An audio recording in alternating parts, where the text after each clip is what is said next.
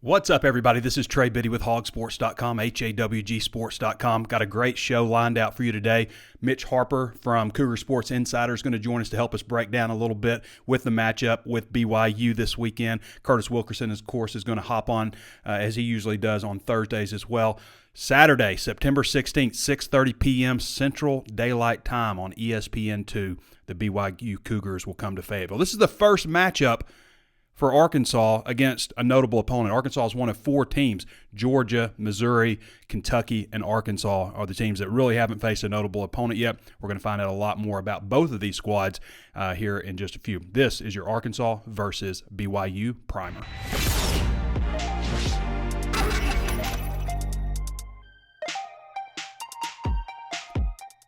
And before we get started, I want to remind you there's plenty of ways to watch and listen. You can always tune in on Facebook Live. Follow the page if you haven't done so already. Also available on YouTube. Subscribe to that page and hit the notifications bell so you're notified anytime we upload a new video. And throw us a like or a thumbs up on both of those platforms. Also available on Apple Podcasts, Spotify, several other podcast options out there, depending on what your favorite platform is. And throw us a 5-star review if you haven't taken a moment to do so. I want to jump right into this. Interesting week of practice for Arkansas. Pads been popping. I mentioned the other day we went out there on Monday. No, I don't think I mentioned that because we did the show before Monday. But they were just doing this linebacker drill, guys. They were doing like pretty heavy contact drills, and they were in shells this day. But I was just standing over there by the linebackers talking to some people, and then I just hear pow, pow. Just like way louder than normal. Like you hear pads popping and stuff, but I mean they were hitting each other over at the linebacker group, and I was just like, whoa, what the hell's going on over here? And other people were taking notice. One reporter asked Sam Pittman about it. We'll talk about that a little bit here in a minute. But I mean, they were like really laying into each other. The vibe at practice all week has been different. Obviously, you would expect for a program as notable as BYU, program that's got a lot of history, obviously. Arkansas obviously went up there last year and handled business pretty good. Didn't have too much of a problem dispatching the BYU Cougars. A lot different team this year for both squads, And, we've talked a lot about how Arkansas has been, disappointing so far in 2 games. It's really hard to judge teams, I think, based on, how they play against, I don't want to call anybody sisters of the poor, but against teams that just aren't on the same level, right? And, we saw some, down performances by other teams, Kentucky and Missouri and Tennessee. They weren't just like setting the world on fire. One game I brought up a little bit back in 2021, if you look at the Rice game, Arkansas beat them by 21 points in the opener, had 13 penalties. And then the next week they walloped Texas. And after that Rice game, we're just thinking like, oh, I don't know. I don't know if this is, they look kind of sloppy. I don't know if they're ready for Texas. I've mentioned other games in the past where Arkansas lost to Liberty last year, and then 2 weeks later they're up 42-6 on Ole Miss. Of course, we talk about the 2015 team quite a bit with Dan Enos' first year. We don't talk about 17 and 18 as much. I get it. But we do talk about, 16 and 17 as much.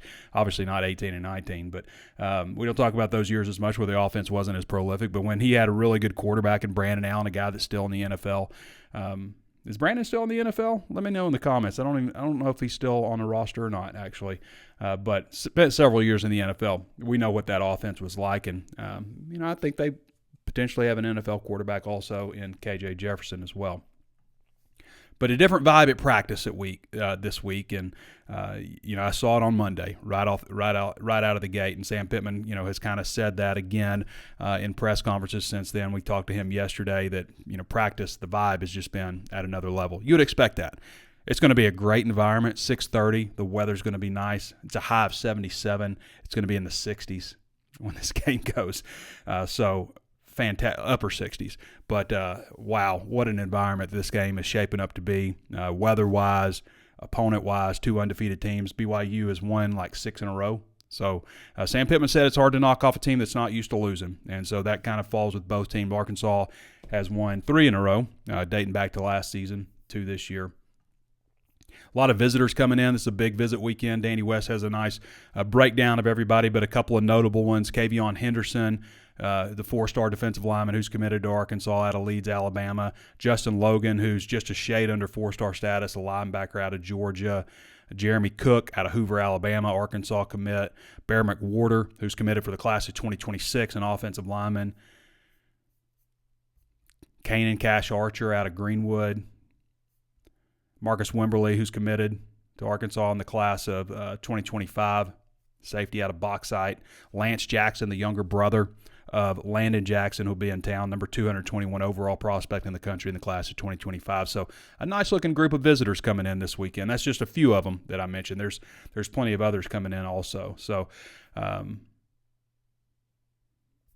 Arkansas would love to have a good performance in front of all these guys. If you want good performance, you should check out our friends at Ozarks Go. You can reach them at 479-684-4900, ozarksgo.net/HAWG. If you want to find out if they're available in your area, that's a good way to find out. You know, they're expanded out to Rogers. They're in most of Fayetteville, Oklahoma, Missouri. If you get Ozarks Electric, then there's a good chance you get Ozarks Go. I use their Multigig. I've been using this for about a month and a half now, not too long, and it has been very impressive. It reaches speeds up to 2,500 megabits per second. For those of you who don't know what that means, it means it's instant. Like, I'm watching YouTube or something and I want to skip ahead. There's no break. It doesn't stop. It just keeps going. So it's been pretty impressive. Before that, I had the Gigabit service, which is 1,000 megabits per second. Also lightning fast. It's going to be great for most people. For me, I'm streaming this in 1080p. You know, I use a lot of internet, everybody in my house, all the TVs, all that, everything that you got going on.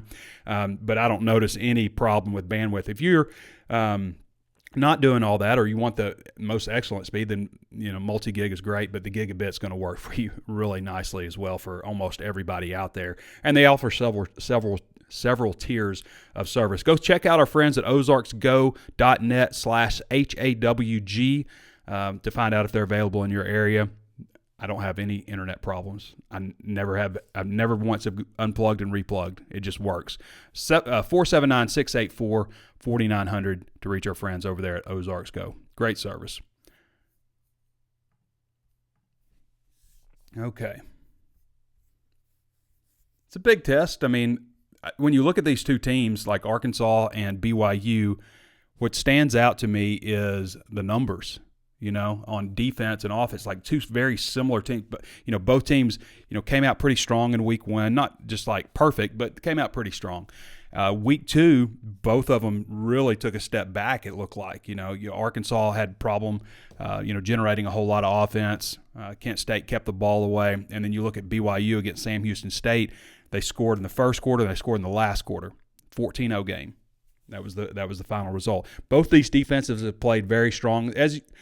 I would say as you would expect them to play against teams at this level, but really above. I mean, when you hold teams out of the end zone, that's notable.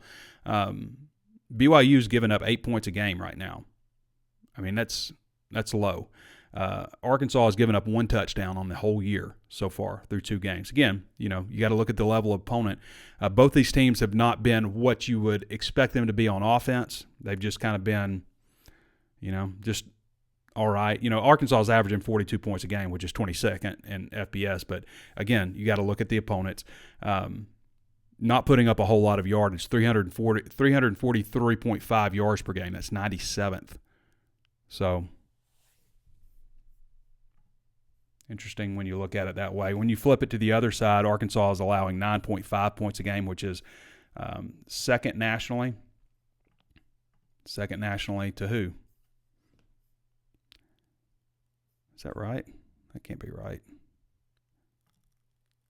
Yeah. So not a lot of points being surrendered. You look at BYU scoring offense averaging 27.5. That's 77th. Total offense 325.5 yards per game, 1/10. So I think a lot of people are probably going to be expecting a low-scoring game. I don't know that I'm necessarily expecting low scoring. I might go the other way. I might surprise everybody. Last year Arkansas put 52 on them, 52-35, I believe. The betting line, when I looked at Bet Saracen, it was 51.5 last time I looked at it. Total points. That's the over-under. So Arkansas scored more points than the line is this year. Obviously, a lot of that's probably based on the way these two offenses have started out. The line has kind of gone up and down.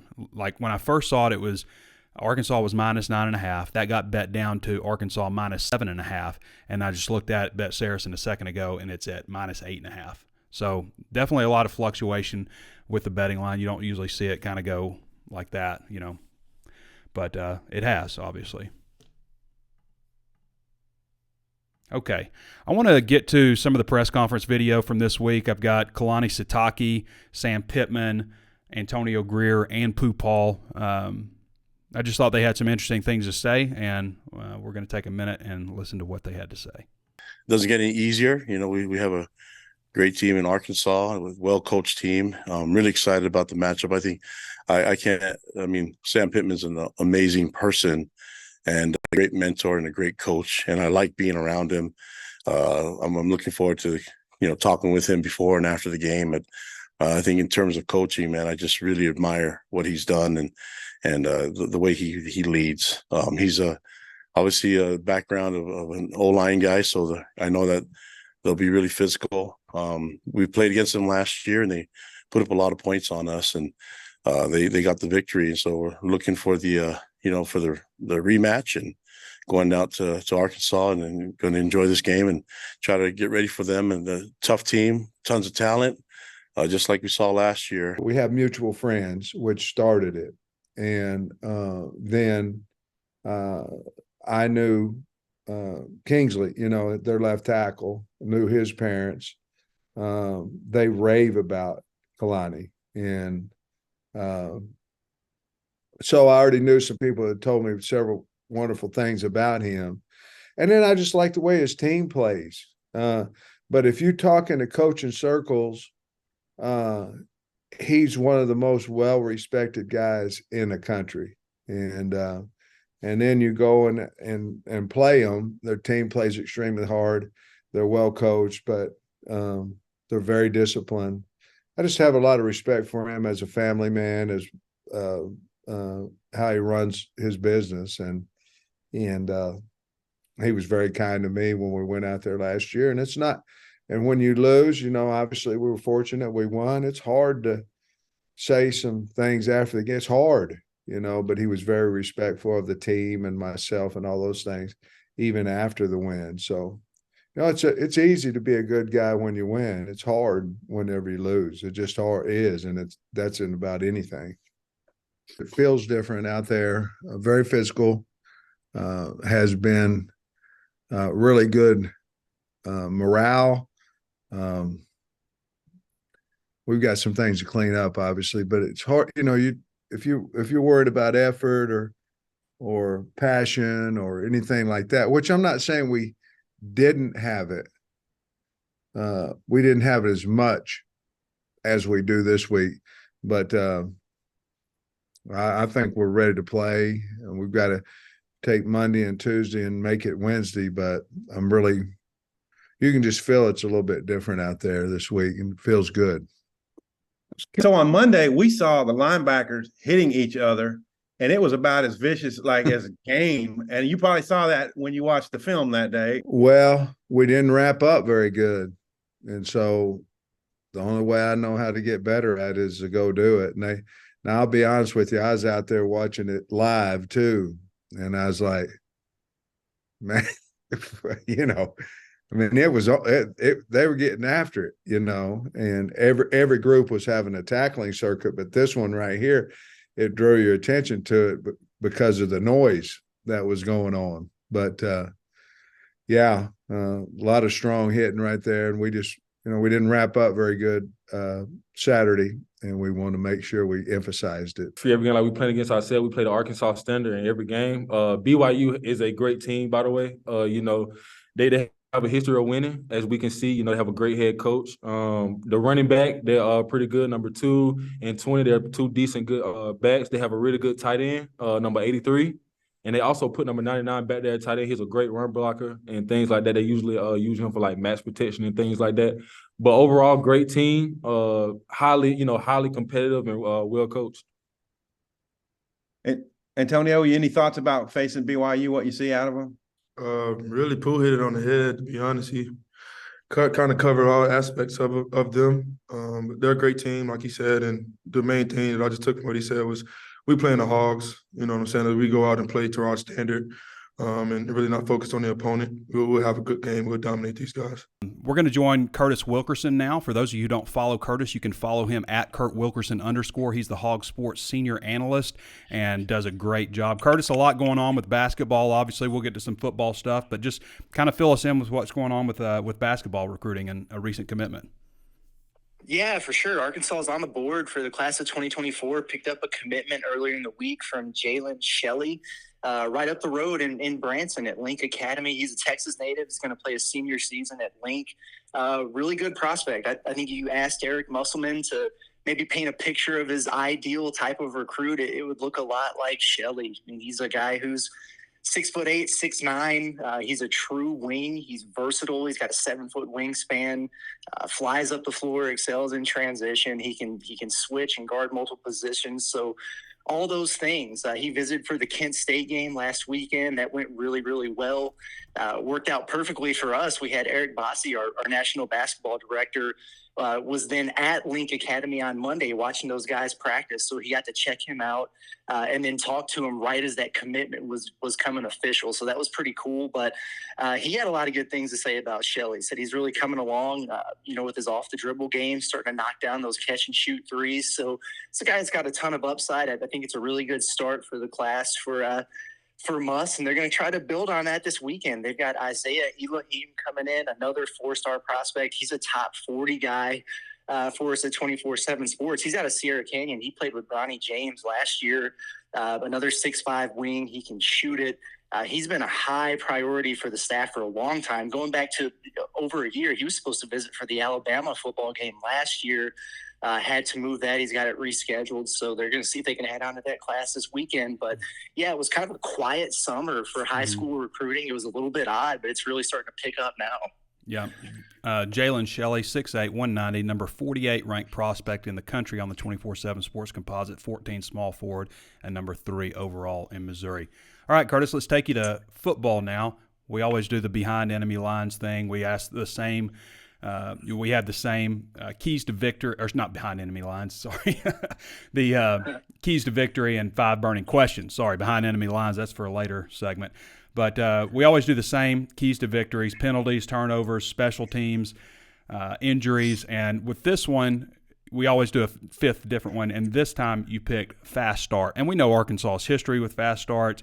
You have to go back to South Carolina and let's see, Kansas, I think, is the only times that they've scored on opening drive possessions in all of last season. And then they opened this season with an opening drive possession, but obviously started really slow with 3 straight punts this past time.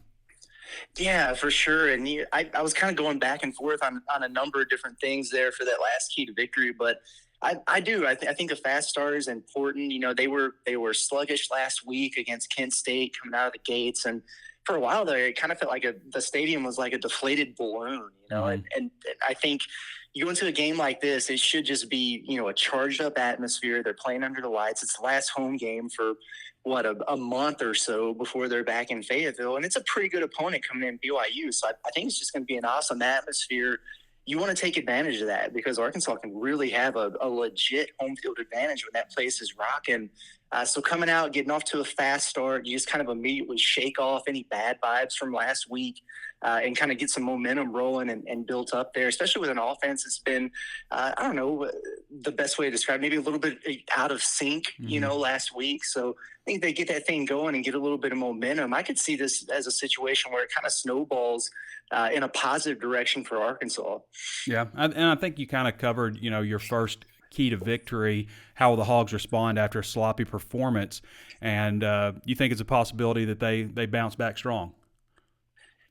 Yeah, I really do. I think we've heard the things that we've needed to hear from the players and from Sam Pittman this week. And, when we were out there the first couple of days of the week at practice, I agree. I thought the vibes were pretty good.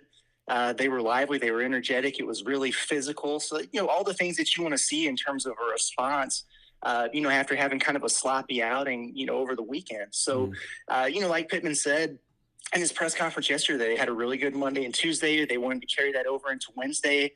And obviously you want to see it carry over into Saturday. But, I know, from a standpoint of, I cover a lot of basketball. I used to coach basketball. Sometimes it's just hard to get up for certain teams, no matter how much you talk about it and how much you think about it or you emphasize it. Sometimes it's just a challenge, man. So I think, BYU, again, it's a Big 12 school coming in here. It's an opponent that's got a good history.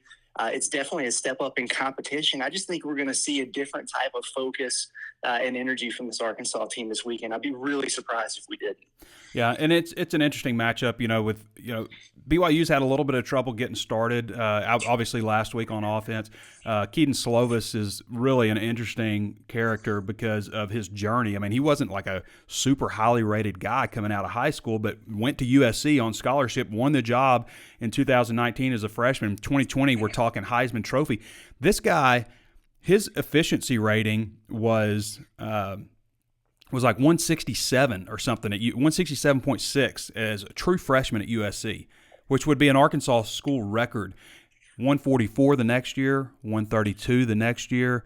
Trojans went 4-8 that season, and then transfers to Pitt, and then he's 127 efficiency. It's just like trending the wrong direction. But they've got it's a pretty big group. I think Epps is going to be out for them. They thought he was going to be back, and then I think he had a setback, so it looks like he'll be out for them. But they've got really tall wide receivers. You think this secondary can rise up to the occasion?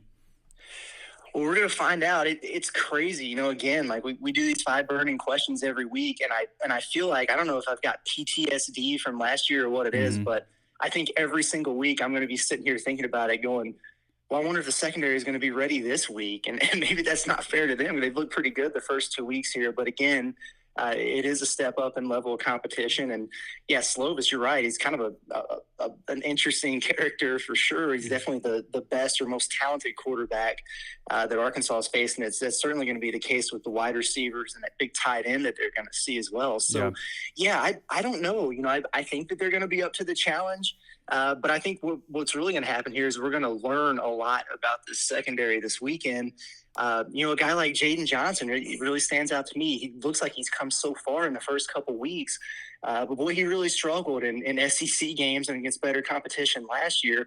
So how far has he really come along? We'll find out. Is Dwight McLaughlin healthy enough to really be out there and play a bunch of snaps? And if he's not, is Keon Stewart ready to kind of take over and play in a much bigger setting than he did last week? He had his moments last week where he looked pretty good, gave up a deep ball. I thought he covered it pretty well, but this is just a little bit different, and BYU is going to challenge him in different ways with more talent. So it's going to be interesting to see. And just talking about that passing attack, maybe not so much on the secondary, but maybe even the linebackers, trying to get out there and guard that big tight end. What's his last name? Rex. I don't have it right in front of me, but that guy's kind of a monster. Arkansas struggled with that a little bit last week. That guy's going to have to be a focal point for him. So I'm excited about it. I think it's going to be a good challenge for Arkansas. And again, we'll just learn a lot about this group, and they need to before they get in SEC play. Yeah, Isaac Rex, 6'6", 255. For his career, he has 84 catches for 1,090 yards and 22 touchdowns. So, certainly he's had, and he's just a junior, so certainly had a lot of success there. More explosive plays, Curtis. Out of everything, I wouldn't have expected to see like these long drives that Arkansas put together. I would have thought we'd have seen more big plays. Yeah, I agree, especially the way the season started when, 65 yards on the second play to Jaden Wilson. It's like, okay, so this is what we're going to be seeing.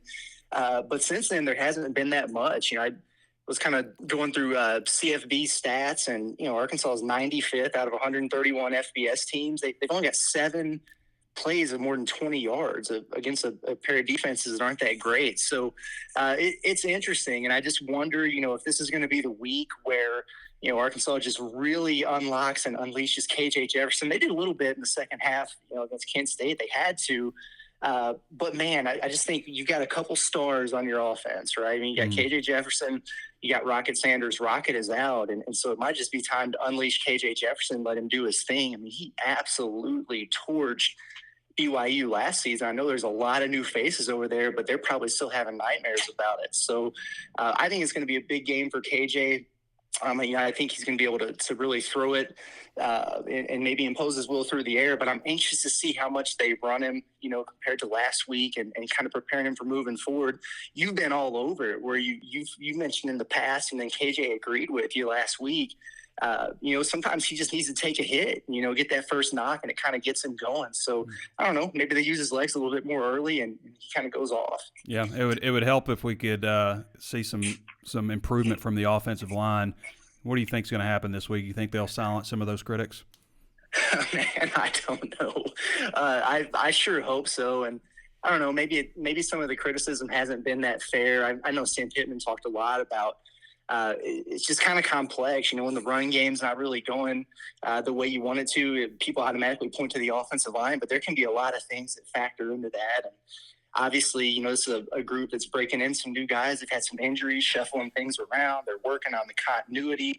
But at the end of the day, you just played Western Carolina and Kent State, and you didn't dominate them up front, and you should have. So, I would imagine this is going to be a really motivated group. They're going to come out and kind of have a chip on their shoulder and play with a lot more physicality, you would hope. But, like Pittman said, BYU does some things on that defensive front that's caused some problems for Arkansas in the past. And then again, they're breaking in some new guys here. So with a lot of the, the twists, the stunts, the movements up front, are they going to be able to account for all those things? We'll see, but I definitely think from a physicality standpoint, that's something that you can really, really control. I would imagine that would be improved, but you would hope, that Arkansas can really get things going, because, again, this is a step up in competition, but it's going to get real after that for several weeks. So it's kind of a last opportunity to work out some kinks. Yeah, and then, last weekend, I love the way Arkansas finished at the goal line, holding them on 4 plays out of the end zone. But in the last couple of weeks, there's been, on the offensive side of things, some issues. They had a fumble. They had an errant snap in the last game. They scored on both of those, but, some teams are going to make you pay for that. What do you think? Either team flinch in the red zone this week? Exactly. Yeah, that's a really good point. It's funny. You look at the numbers, and Arkansas, every time they've gotten in the red zone, they've scored a touchdown. They're one of, I think, 6 teams in the FBS that's done that. And BYU is another one. So Arkansas is 8 for 8 with touchdowns, and BYU 6 for 6. But you're right. It hasn't necessarily been the smoothest operation down there. So, as the competition levels rise, you can't afford to have some of those mistakes. And then, it's kind of funny on the defensive side of the ball. In terms of red zone defense, both of these teams have allowed 1 touchdown. The percentage of scoring is 66.7%. So it's exactly the same, parallels across the board on both sides. And, when you get into a game like this, obviously converting in the red zone is always going to matter. Arkansas struggled with it a little bit at times last year. The stats tell you one story, but then, like you said, man, you take a look at some of the issues that they've had down there at this point in the season. And they're not going to be able to get away with that against better teams. So, the difference in a touchdown versus a field goal, or, a turnover, no points at all, that stuff really matters in games like this. So, we'll see. I think Arkansas's got the advantage there of being at home with the crowd, to their back. But at the end of the day, you still got to go out there and execute. So we'll see. All right, Curtis, what do you think is going to happen Saturday? I think Arkansas is going to win this game. Again, they're at home. They're the more talented team. We don't really know what either one of these teams have right now, but we're going to learn a lot about both of them. I just have a feeling that this is going to be a KJ Jefferson masterclass. I think he's going to have a huge game. And listen, I could see his team being tight going into halftime, into the second half. But at the end of the day, I do think Arkansas is going to wear them down and pull away. I've got them by 2 scores. All right, Curtis. Appreciate you, brother. You got it. All right, everybody. That's Kurt Wilkerson. Again, you can follow him at Kurt Wilkerson _ the HawgSports senior analyst, and just does a fantastic job. All right, I'm going to go to Mitch Harper now. Mitch Harper, for those of you who don't follow BYU regularly, he is the publisher at Cougar Sports Insider. He does a lot of other things. Mitch, let me bring him up real quick. Where you at? Mitch does a lot of radio, as you'll be able to tell here. He's the host of Cougar Tracks, Cougar Sports Saturday. He's the publisher of, as I mentioned, Cougar Sports Insider. So, without further ado, let's go to Mitch Harper. This guy's got his hands all over the BYU athletic department. Mitch, how you doing, brother? Doing great. I'm doing well. How about yourself? I'm doing good. It's good to have you back on. We had you on last year, and obviously you do a great job with everything that you do with radio and with Cougar Sports Insider as well. I just kind of wanted to jump right into things here with you with this matchup.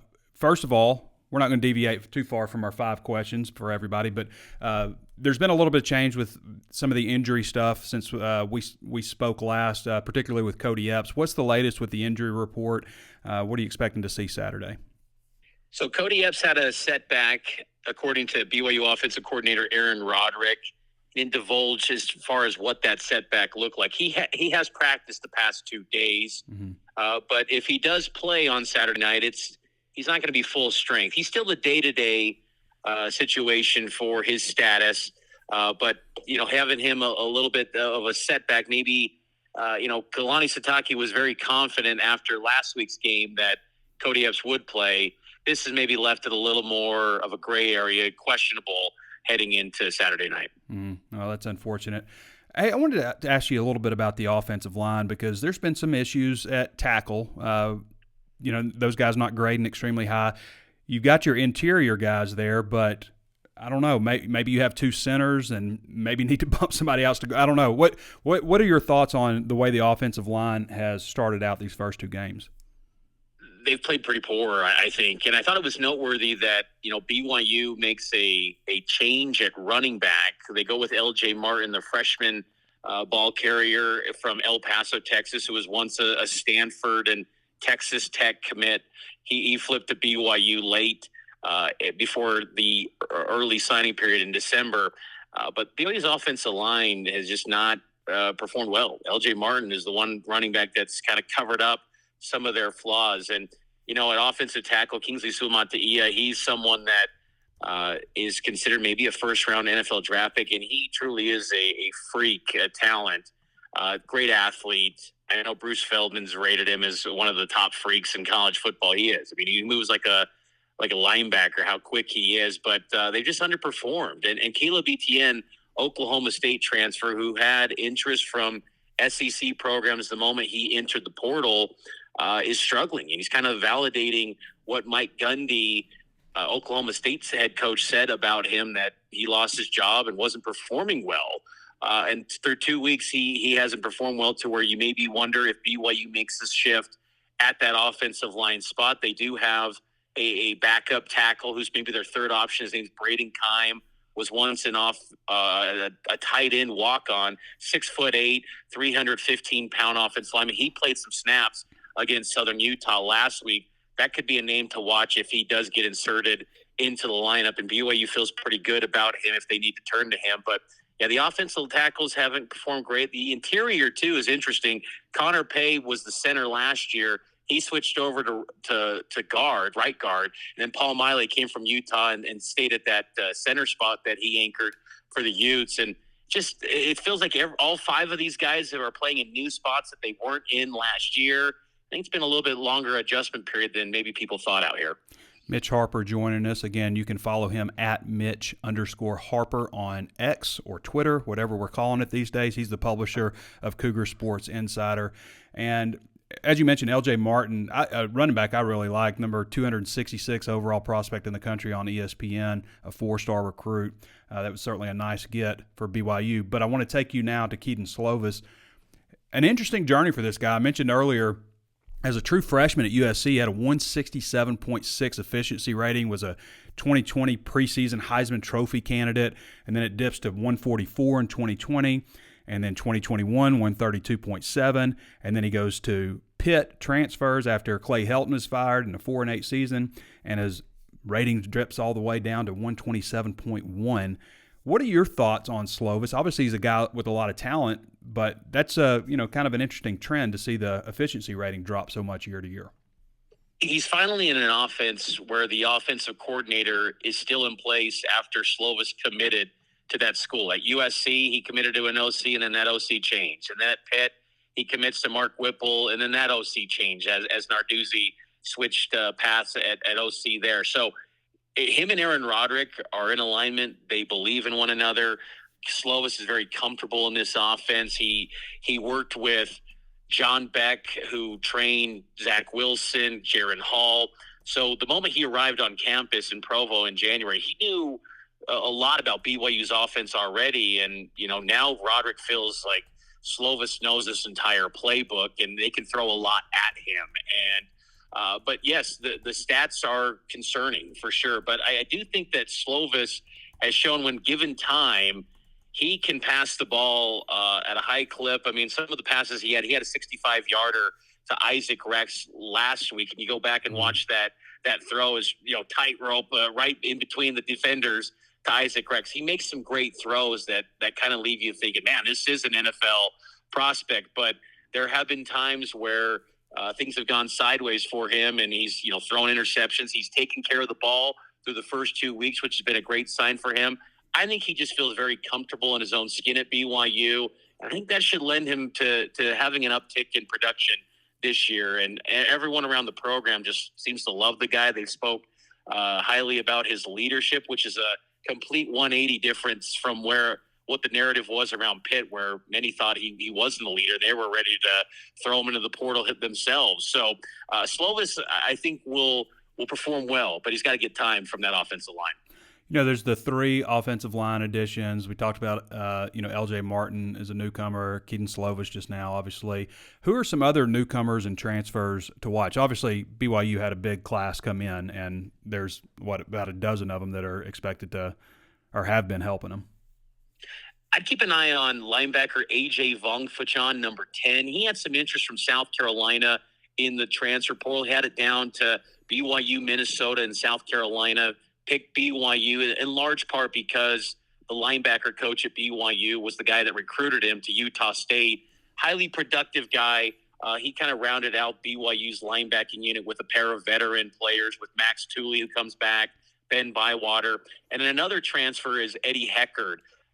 Comes in from Weber State. He was an FCS All-American at Weber State, anchoring the nickel spot in Jay Hill's defense at Weber. He's been a great fit for BYU. He's got 1 INT already. He's kind of a leader on the back end of BYU's defense. Got a lot of attitude and confidence, which is something that BYU doesn't have much of in years past. And that was a welcomed addition because, you guys know firsthand how poor BYU's defense was a season ago. They had no edge. They had no attitude. And Eddie Heckard brings a little bit of that edge to BYU. He could have been maybe a day 3 NFL draft pick this past April, but he wants to improve his stock, and Jay Hill feels like he's a guy that is just a perfect fit in this BYU defense going up against a lot more Power 5 competition moving up to this level. I've covered Arkansas for 20 years, and until last year, I'd never seen a coach fire his strength and conditioning coach, and Arkansas did that. They were aiming at more powerlifting this time, and just wanted to get to be in a stronger team. Arkansas had some short yardage and goal line issues last season. Didn't feel like they maintained the strength. BYU's kind of gone a different direction. They also fired their strength staff and have kind of shifted things to more flexibility and speed. I just find this really interesting because you don't see it very often, and then when you have seen it now, they kind of have gone 2 different directions in the philosophies. What's your thoughts on the changes that they made there, and is that something that we're seeing translate on the field? Necessary change for BYU to make that shift because they had so many injuries. The powerlifting approach that New Tafisi incorporated in BYU's strength program, there were so many injuries year after year. Mm-hmm. Last year, BYU was second to only Texas A&M in number of different starters. They had 46 different players start in games last year. Some of that was scheme-based, but a lot of it was due to injuries, and Kalani Sitake had to make a change. And I think part of it, too, coincided with the change going to the Big 12 conference. They felt like, let's start anew. This is a great way to kind of clean the slate and get some new support staff. But they bring in Ryan Phillips from Purdue, who was the assistant strength coach there. And they also have this individual who's kind of a sports science background, Dr. Skylar Main, who really has taken a very individual approach to all 123 guys on the roster. And so far, the early returns is that BYU's healthier. They're not as injured. We know about Cody Epps, who's had a career of dealing with hamstring issues during his time at BYU. But, outside of that, they've been relatively healthy. So early returns suggest that it's been a positive change thus far for BYU. All right, Mitch. Well, we really appreciate you coming on here. Would you like to give a prediction on how things are going to turn out on Saturday? I feel like this is going to be a low-scoring game. Maybe I'm going against the grain here, but I just feel like BYU and Arkansas are going to have kind of a defensive battle here. And I feel like BYU has kind of held back some of their playbook with Jay Hill and the defense for this game. BYU's pretty good in revenge games under Kalani Sitake a couple years back. They got destroyed by Wisconsin in 2017. Then 1 year later, as a 21-point underdog, they go into Camp Randall and sprung the upset on Wisconsin. They typically are good in these spots. But I do think Arkansas pulls it out. I'm going to say around, like a weird score, 22-16. Arkansas wins. Maybe some kickers are involved to get some field goals.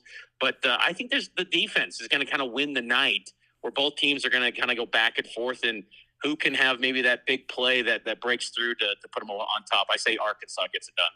All right, Mitch. Well, we really appreciate you coming on, and we'll see you on Saturday. And don't forget to hit me up, and I'll let you know where to go. You're the best, Trey. Thank you so much. All right, Mitch. All right, everybody. That's Mitch Harper. Again, you can follow him at Mitch_Harper if you're interested in keeping up with the BYU Cougars. He does a fantastic job over there at one of our sites in the 24/7 Sports Network. And as I mentioned, as you can see, the guy's comfortable being on air. He does a lot of radio and such. All right, where we want to go next here. A lot of good stuff today. Big game coming up. I don't know if you're going to be at the game, if you're going to be watching on TV. I know a lot of people like to stream, different streaming service and stuff. And if you're doing that, then the best internet to have is Ozarks Go. You can check out our friends at ozarksgo.net/hog, and you can reach them at 479-684-4900. The thing I like about Ozarks Go, in addition to, for me personally, having 100% uptime, never having to worry about internet, not ever having to worry about slow internet and stuff, is these guys are local also. You call them at 479-684-4900. You're going to talk to somebody who probably knows what's going on with the Razorbacks. So I think that's really important, and you're not going to sacrifice anything going with a local company versus some big other company. I've had all the others. I'm not going to name off every one I've had, but in the last few years, I've had 3 other internet service providers, and none of them have matched the consistency and the quality that I get with Ozarks Go. I'll use the Multigig. It's 2,500 megabits per second. This computer right now, just wirelessly, I'm not even close to my router. It's pulling 650 megabits per second up and down. Hardwired stuff. Obviously, you're going to get a lot faster speed with the full access. But Ozarks Go, a tremendous service. If you're looking to change internet service providers, or you're not 100% satisfied, your contract is up, the good news about them is you're not going to pay more next year than you pay this year. They're not going to rope you in with some low rate and then start jacking you up year after year. You're going to pay the same this year as you pay next year. So a great service with Ozarks Go. Trey Biddy stamp of approval for those guys. I like how I snuck that in there. It's important to get a good segue. All right, let's go to a few questions. Real quick, though, plenty of ways to watch and listen. You can always tune in on Facebook Live. If you haven't subscribed to our YouTube channel, take a moment and subscribe to the YouTube channel. I'll wait for you. Most of the people that watch the show aren't subscribed to the YouTube channel. Don't know why that is, but that's the way it is. So we're at about 17,000 subscribers right now. I would love to get to 20. I really would. And most of you, again, that are watching the videos aren't subscribed. So go ahead and subscribe real quick. If you haven't thrown us a 5-star review, we're getting close to 1,000 reviews on Apple Podcast. Close to 1,000 reviews. So throw us that 5-star review. Hey, say something nice about the show. Let other people know what you think about it. And as I always say, share it with somebody. It's been a little hard for me to talk today. I went to the dentist earlier. Shout out to Wes, my hygienist, baby's name's Wes. But went to the dentist today, and I've got fluoride on my teeth right now, so it's been like just dealing with extra. But anyway, go. Let's see. I don't even know what I was talking about going to the dentist, but we're going to go to your questions right now. But if you haven't thrown us that 5-star review on Apple Podcasts, we're almost at 1,000 reviews, and I'd love to get there at least by the end of the football season, right? Sorry about cutting out there earlier. That was my bad. The microphone had just a little audio issue. Okay. So the default mode on this on YouTube is basically to where it only allows me to have, I guess, so many, because the last thing it talked about was 29 minutes ago, and we've been running this show for 46 minutes. So if you had a question earlier in the show that I didn't get to and you want to ask it, now would be the time to do it. We're going to go quick here. We're just taking good questions. Timothy David Long says, would you trade a loss to LSU or Ole Miss? What if I was like a coach? And I was like, I don't deal in hypotheticals. Would you trade a loss to LSU or Ole Miss with a win at Alabama and Tuscaloosa? I'll be in Tuscaloosa for the Bama game versus 50-yard line on the home side. Nice seats. Timothy, I would not trade 2 wins over SEC teams for one. I would take the LSU win in Baton Rouge. I would take the Ole Miss win. And, if things don't work out in Tuscaloosa, so be it. But I'd take 2 wins over one any day. Will Bonham says, hey, Trey, what's your take? I do think it's interesting, though, because a lot of people are talking about, this may be Arkansas's year. Now, because, Alabama's out of the gate. They haven't, looked Alabama-ish. They're having some quarterback questions. LSU obviously got whipped up pretty good by Florida State, beat the crap out of – they took it out on Grambling. But it seems like there's a window. Auburn's in year 1 of Hugh Freeze. Is there a window for Arkansas to possibly win the West? The problem is Arkansas hadn't looked great out of the gate. But Arkansas has what I think – looking at it now, probably the best quarterback in the SEC. I still think, guys, Arkansas has the most talented team that they've had under Sam Pittman, okay? Despite how things have started out, and I'm talking from a personnel perspective, this is the most talented team that Sam Pittman has had, okay? Sorry, got to take a sip of water. Fluoride's getting to me. So this is the most talented team. I think if you ask anybody up there, anybody who is up there on the staff, people who observe regularly, they're going to tell you the same thing as I tell you. The question has always been, what does everybody else look like? Because they're able to add from the transfer portal too. But you got KJ Jefferson back. You got Rocket Sanders back. Hopefully he'll get healthy soon. We're thinking Rocket Sanders is going to be hopefully back by LSU, and if not, Texas A&M most likely. That's what Sam Pittman said on his radio show yesterday. So. Will Bonham says, Trey, what would take, in your opinion, to make Arkansas a playoff contender down the road? Also, where is Arkansas at making big-time NIL deals with future players? Are we slacking in that area?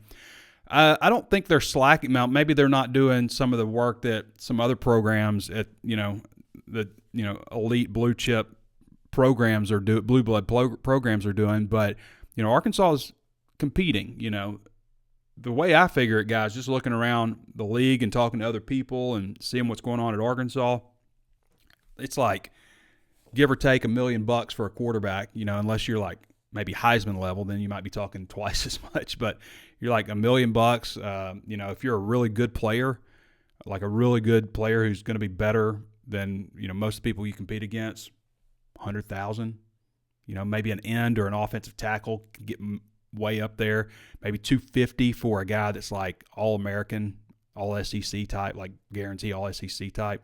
Like, it's big bucks right now in college football. So that's kind of the numbers that I see getting tossed around. But if you're average, you're not getting much, because there's other average guys in the transfer portal too. No, I don't think that they're slacking. Are they leading the way? I don't know if that's true either. Matt Kirks, I do think that is something, though. You to answer your question, how can Arkansas get in the playoff hunt and everything? Transfer portal. Like recruiting, yes. Recruiting is going to be important, obviously. But the transfer portal. Let's look at this team right now. You brought in transfer offensive lineman. He's starting. You brought in 3 transfer wide receivers. 2 of them are starting. You brought in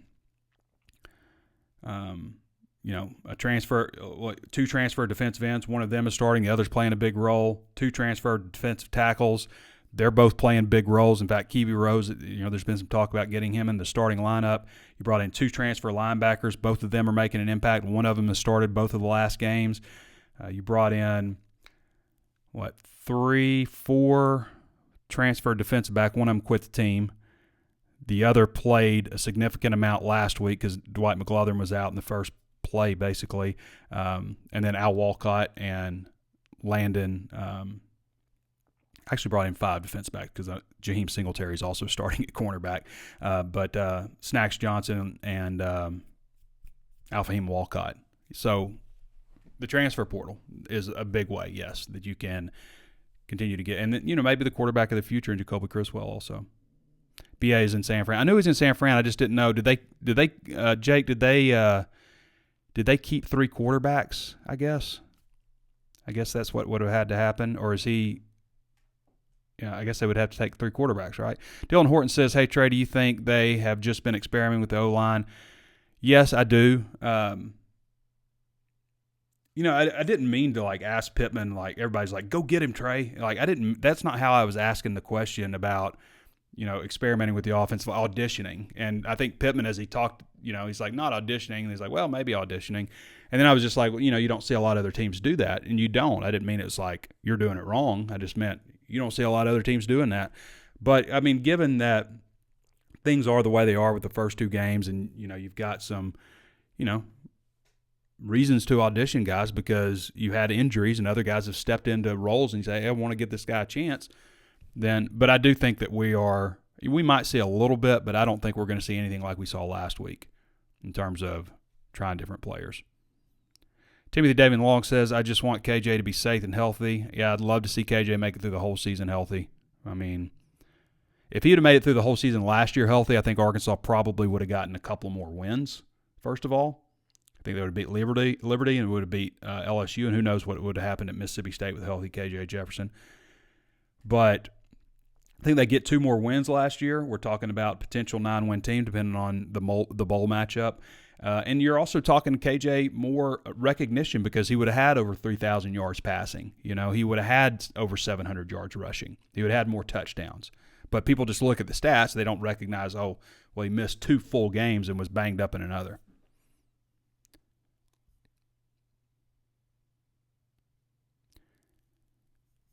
Oh, there we go with the bouncing around again. Had the O-line been practicing hard this week and improving?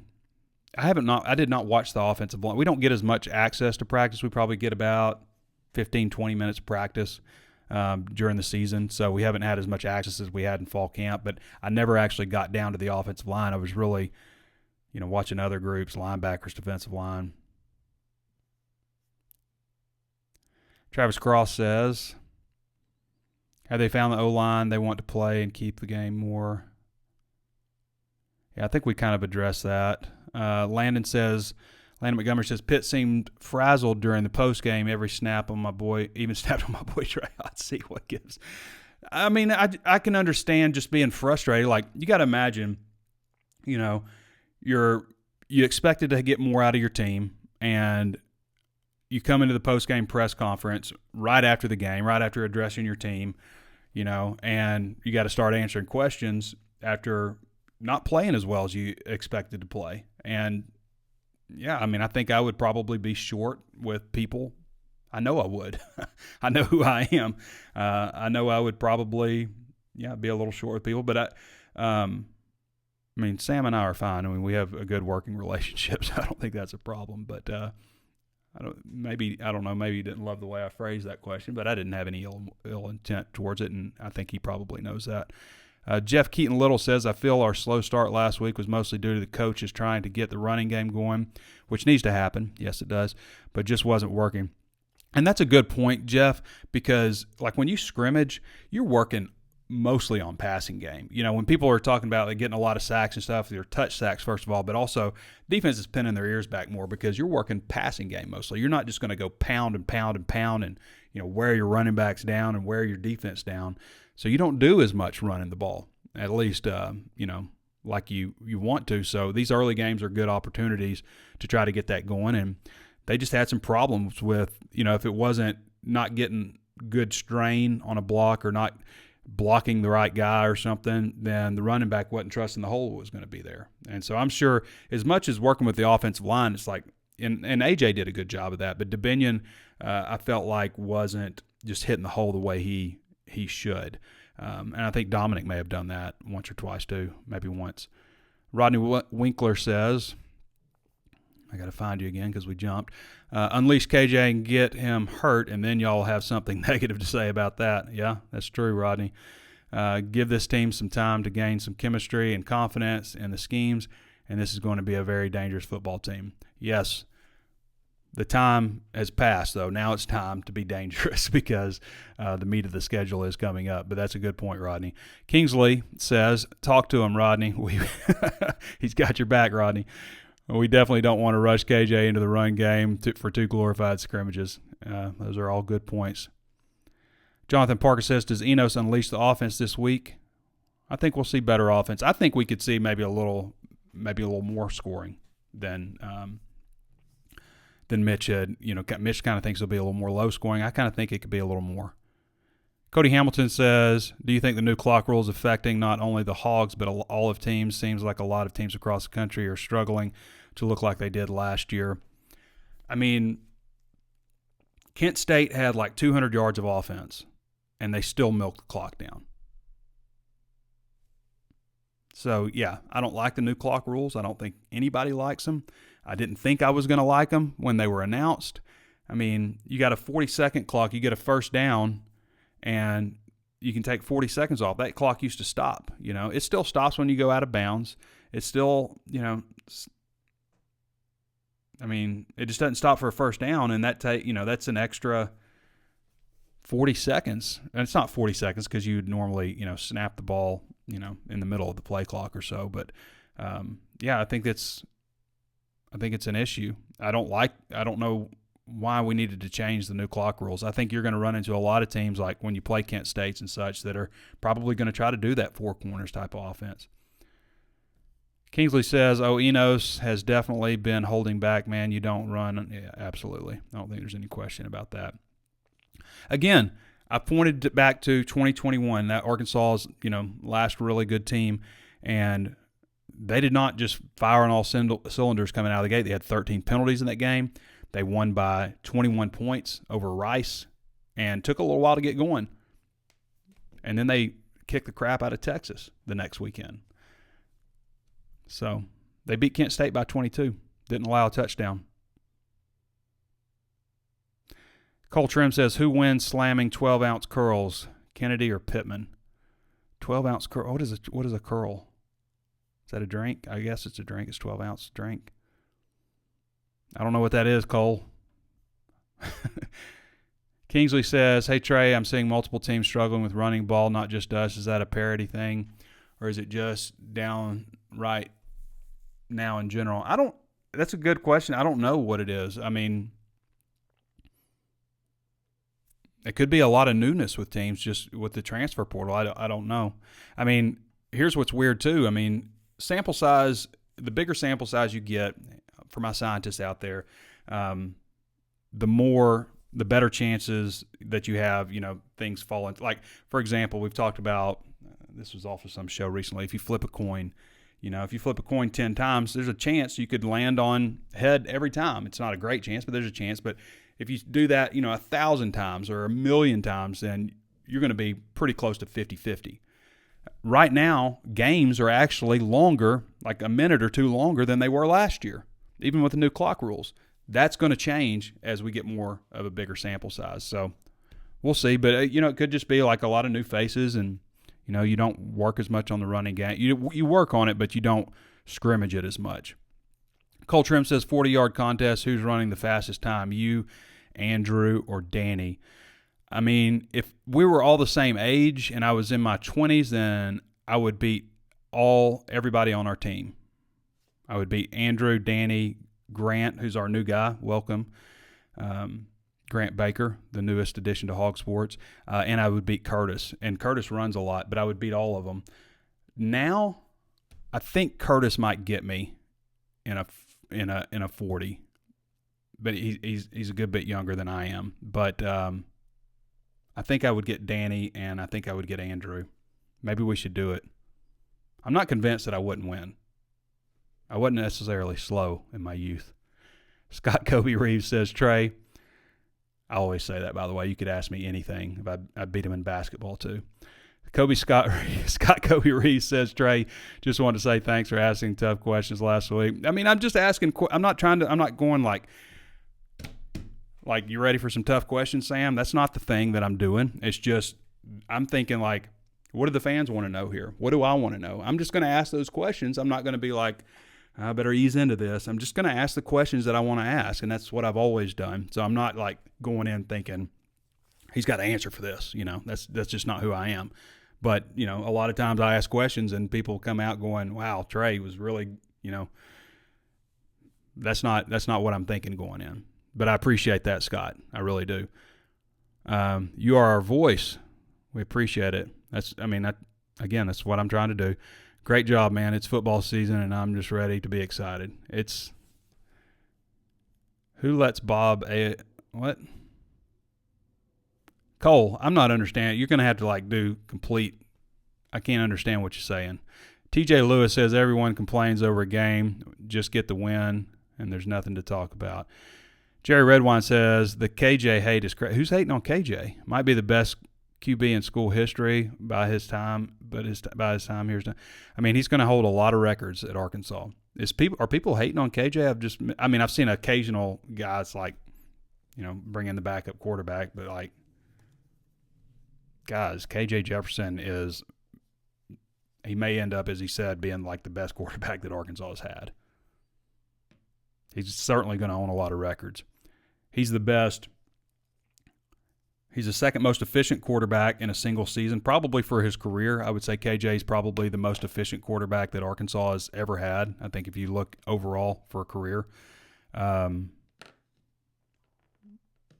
Is he the best running quarterback? I mean, I think I would like to have Matt Jones running the ball, but KJ is right up there, no question. And when you combine the two, who does that? Who's brought the run and the pass like KJ Jefferson has?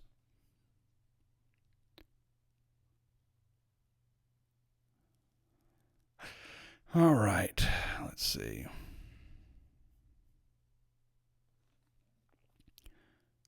Okay. I think we'll see more tight end game going forward, yeah. Luke has played a lot of snaps last weekend, and they've got plenty of tight ends. Need to get Marquise Gums going. Jerry Redwine says the commercials are the biggest issue the time of games. NCAA needs to get a hold of the problem, the clock rules. I mean, their NCAA isn't going to oops, what did I just do there? NCAA isn't going to crack down on that. They're just not. NCAA is not doing anything, first of all, but they're certainly not going to crack down on the revenue side of things. But it is a problem. Kickoffs are almost worthless, ceremonious, basically. Should be, anyway. But I'm watching a game the other day, and there's a long 2 minutes and 45-second break before the kickoff. They kick the ball off, and then they do another 2 minute and 45-second break for a commercial. And commercials are important. This is how I am able to bring everything that I bring to you. Our friends at Ozarks Go, for example. On our website when we run free content, it's important to have commercials and sponsors. And I would hope that everybody can appreciate that.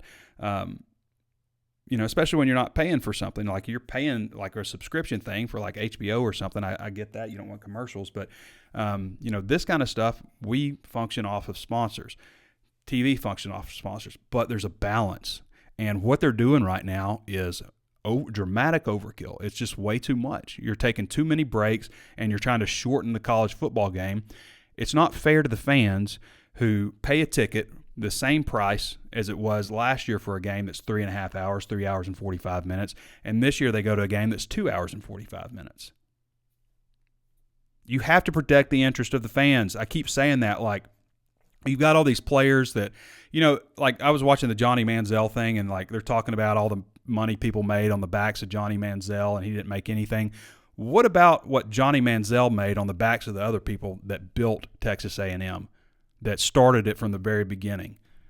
That his platform wouldn't have even been there without the people before him. And you have to appreciate the people that came before, the people that helped build the thing. You have to appreciate the players, the coaches, the 65 whatever people that work in the football program, the fans, the integrity of the game, and the fan experience, okay? Those have to be protected. And people lately, in my opinion, too much are leaving out the fan. And if you want to find out what football is like without the fans, keep doing it. Sorry for the rant. All right, everybody. I got to go. 1 hour and 6 minute show. This is our longest show in a while. All right. That's it. Yeah, I can't think of anything else. I like Arkansas in this game. I'm not unlike Curtis. I maybe like them by a couple of scores. So, Bet Saracen line is 8.5 right now. So, I think, maybe I like that for Arkansas. But we'll come out with our predictions officially on Friday. I'm trying to think. I feel like there's something else I wanted to say, but I think that's it. I went on that little rant at the end. All right, everybody. I want to thank Mitch Harper for hopping on and joining us. And, yeah, of course, Curtis Wilkerson, who does a great job for us. And appreciate all your questions. Appreciate our friends at Ozarks Go. And that's the show. We'll be back with you guys on Saturday. It'll be a late walk and talk. There'll be a lot to cover. You got to remember, I got press conferences. I got an article. I got to get back and forth, move up and down. I got to get ready. And so it's not like the game ends and then the walk and talk, because I get – not that I don't love getting hammered with, like, where's the walk and talk? I love that everybody loves it so much. But, it's going to take a minute, so you might have to stay up kind of late. All right, everybody, thanks for joining me. This has been Trey Biddy with HawgSports.com, and we'll catch you next time.